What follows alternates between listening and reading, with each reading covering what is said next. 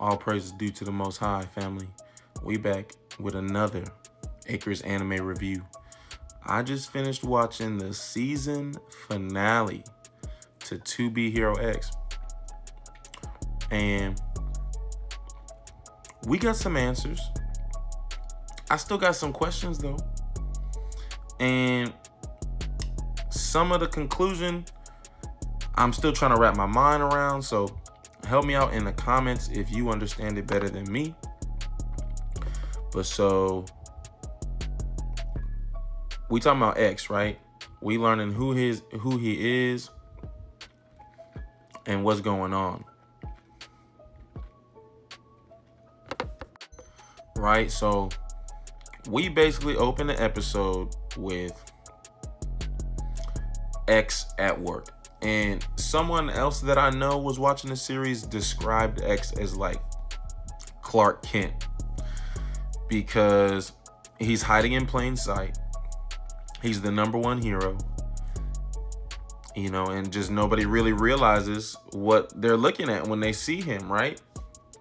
When he's not obviously actively being the top hero, right? So he's just at work, and it's like a news agency, and he just waiting to clock out. And it's a sad little moment. I mean, he wasn't too sad because this is kind of a stoic character, but if you recognize what you're looking at, like he goes home and he's basically paying homage, he's basically paying respects to, he's basically like his version of mourning the smile hero, right? Like he gets a couple drinks, he gets the yakitori sticks. I think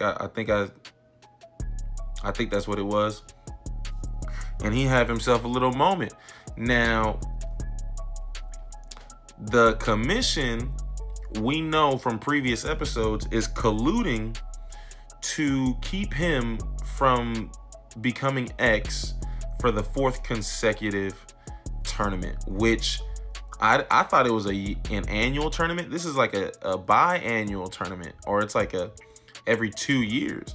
So this is basically almost a whole decade of X's reign as the top hero, which is a lot longer than, I mean, that's double literally. But so they're colluding to take him out before he can even try to win the title again. And so we have Ahu snooping around. He's basically saying he's like, I'll be the one to do it.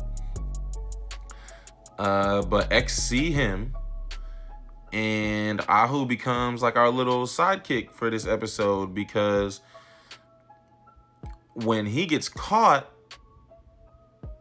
X is trying to get him to explain what is Ahu up to, right? He just sees him lurking on a building somewhere, and he's like, well, what are you up to? And he's like, well, I'm here to like take you out. Of course he can't, but in the midst of their conversation, then some commission goons come to try to take him out. And so they basically, Ahu and X have a little back and forth. They're like, oh, you not with them? X is asking Ahu, they not with you? And Ahu's like, nah, I don't even know why they're here to take you out. I thought it was us heroes that was trying it. I thought it was really just me. And so they getting away. X is, he's him, man. I don't know. I can't think of the last. I'm going to have to think about a comparison character as far as like who is so easily dominant like he is. He was unfazed. It was effortless. He's just too strong. He's too powerful. I don't want to say, I mean, he kind of controls space and time. Maybe not time, but he certainly controls space. He's going in between 3-dimensional, 2-dimensional, literally. Like, it's not just the art. He's going onto walls as a 2-dimensional figure. He can like he can use that to go through walls. And he can change, he can literally like travel that way. He's snapping himself into completely different areas. So he certainly controls space. And it was cool to see him, like, show off and get an idea of his powers and see all the different art. That was really cool. After that, he breaks down like the history. And so I know that at first the timeline was a little confusing to me, because it was explained to me that we're basically starting with the end in Nice and Ling Ling's story, and we're working ourselves backwards. And that confused me for a little bit, because I was having trouble understanding the order of events. But to me, and correct me if I'm wrong, family, it seems more like a horseshoe timeline. Like, we start off with Ling Ling and Nice, we work backwards till about the Queen timeline, the Lolly timeline, and then we work ourselves back towards the end, and we see Nice basically ending himself, and right after he gains he ends up in the top 10. And so the Dragon Boy events, the Ahu events happen right before this episode, like chronologically, right? So to me, I understand it like a horseshoe timeline. But so X is giving us like the context. Why is the Commission trying to take out X? Why are the heroes basically doing dirt on each other? And so it's because we already got this history about a character named Zero, and he became too powerful. There was no Commission at the time. He became too powerful and basically started taking out his dissidents, his opponents, his disagreeers. And so it took a group of heroes to take him out. Isol, we learned, was the one that gave him the final blow. And so that kind of was Isol working with Rock.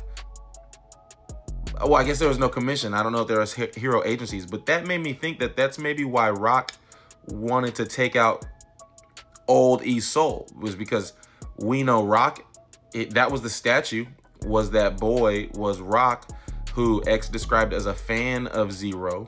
And we know that Rock is trying to rebirth Zero, create another Zero to bring Zero back.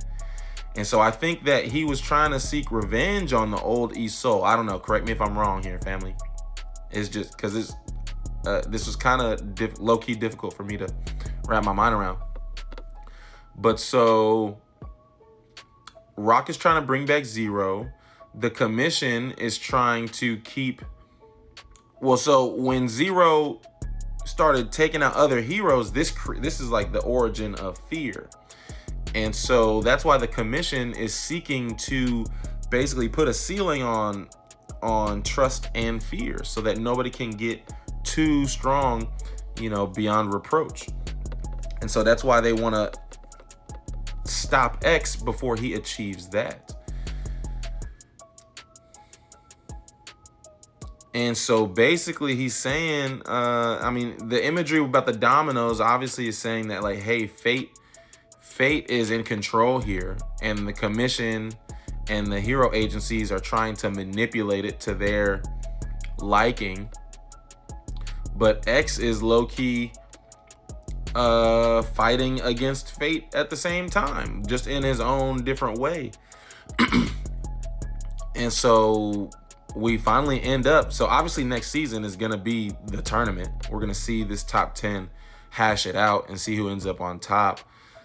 We finally got confirmation that Nice is actually still alive somehow, or like a zombie or something, but he's upright and he's moving and he's participating in the tournament, as well as Ling Ling. So I don't know if there's a total of 11 of us. There's more than supposed to be, but Nice and Ling Ling are back. Oh, I don't know if Isol is there, because we saw Isol basically there with Rock while everybody else was lining up for the tournament. So I don't know. Someone make sense of that for me, because I don't know why Isol wouldn't participate unless Rock and Isol are planning something underhanded, and if they can already achieve another zero without the tournament. I don't know. But that was a great first season. X is him. I had fun.